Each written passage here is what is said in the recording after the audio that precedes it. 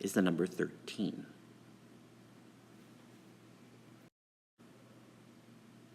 Problem 111.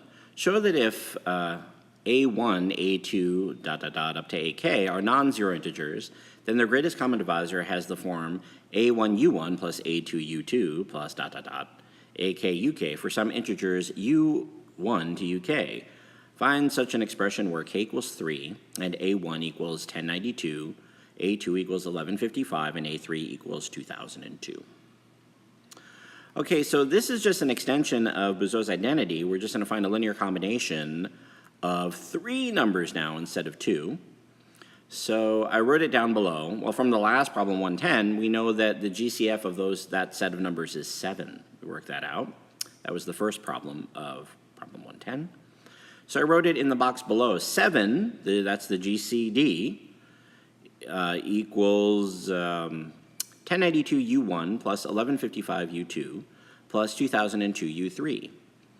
So how are we going to find 3 numbers that for this linear combination that add up to 7? Well, we're going to do something similar to what we did in 110 and then substitute. So just look at the first 2 numbers, and 1092 and 1155, and the greatest common divisor is 21. So we can represent 21, like we have done in previous problems, as 1092 minus 17 times 63. And then again, this is working with Euclid's algorithm backwards. And so then the line above, the first line in that first paragraph, we're going to substitute in 63, I know, is 1155 minus 1092. But the reason that that's important is that now I have both original A and B that we worked with, A1 and A2. I have 1155 on the page and 1092. So 21 is the linear combination negative 17 times 1155 plus 18 times 1092.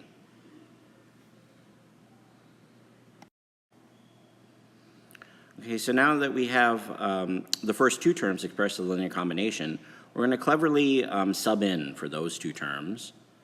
And what I'll do is I'll just attach a dummy variable v1. I can call it anything I want. And so if you look down below, you'll see that I wrote in 7 times all that stuff times v1 plus 2002u3. And now I can just rewrite it as 7 times 21 v1s plus 2002u3. So then I'll just repeat this process. I'll find the greatest common divisor of 21 and 2002, and that turns out to be 7. And then what I'll do is I'll work backwards again of this process of Euclid's algorithm, and I'll express v1 as the following combination. So here on this next page, we can see that, well, yeah,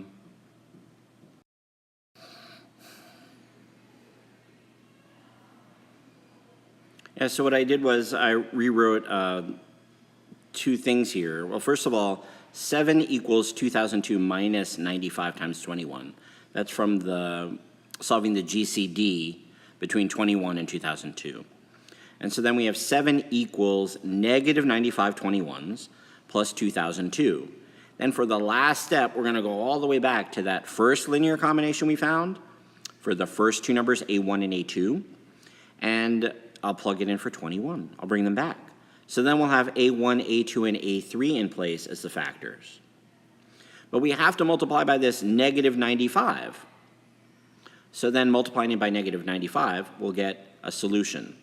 So one solution to the greatest common divisor of 1092, 1155, and 2002, which was 7, as a linear combination of these 3 terms specifically is 7 actually equals 1092 times negative 1710, that's U1, plus 1155 times 1615, that's U2, and 1 times 2002. Oh, so 1 is U3. I should put that at the right. There it is. So there's all 3 terms as a linear combination. You just have to use the same algorithms and then just make sure you sub in pairs at a time, and you can do them left to right as well.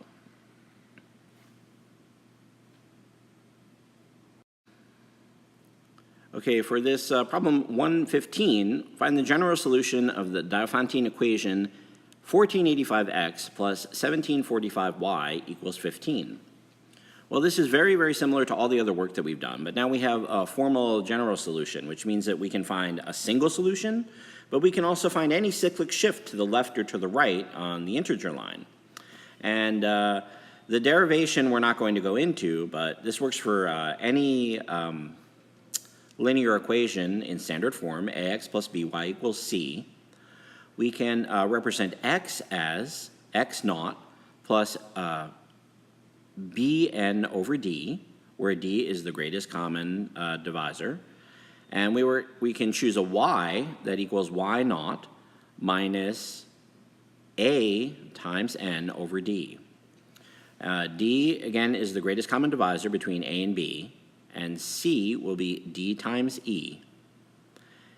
And we'll also set up for u and v, because we're going to need that to solve for these new naughts. So you can think of the naughts as like the congruence classes of a mod. So if you've done any work with modular arithmetic, we'll have for x and y, they'll be in their own unique mod cycle, which is represented as b over d times n and a over d times n. But those are the x naught and y naught are actually where on the mod wheel we need to be each time, which we'll see in just a moment.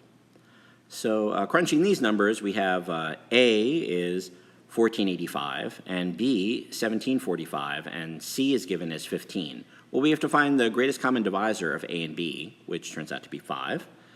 And then I think we did this before in problem 1.7. We also have one solution, and you can flip back earlier in this video, you can see that. We have u is negative 47 and v is 40 is one solution, and we're going to use that now that we've anchored down one solution, for the general solution if we shift to the left or to the right on the number line. So the way we do that is, well, we're going to have to, let's see, we're going to have to find this e variable. So we're going to take 15, which is c, and divide by 5, and we'll get e is 3. Okay, so now that we know that e is 3, well, ue will be negative 47 times 3. That'll be x naught. And VE will be 40 times 3, or 120. So those are the congruence classes for these mods that we will be using for x and y for variable n. So plugging in to the equation, now that we have everything defined, we have A is 1485, B is the other number, 1745. D, the common divisor, is 5. And we have the congruence classes, x naught is negative 141 and y naught is 120. So plugging in, we get that x equals negative 141 plus 1745n over 5, which reduces to x equals negative 141 plus 345n. Similarly for variable y equals 120 plus 297n. So notice you can choose any n that's an integer, and you'll have a solution x and y based on these mods. And they will, this is the general solution, all solutions in integers for this linear equation.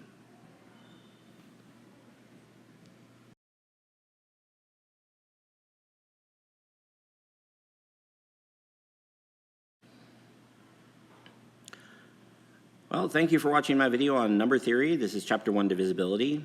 Please continue. This will be a full series of tutorials. So as far as you want to go in number theory, and you can email me or just let me know here on YouTube. And have a nice day.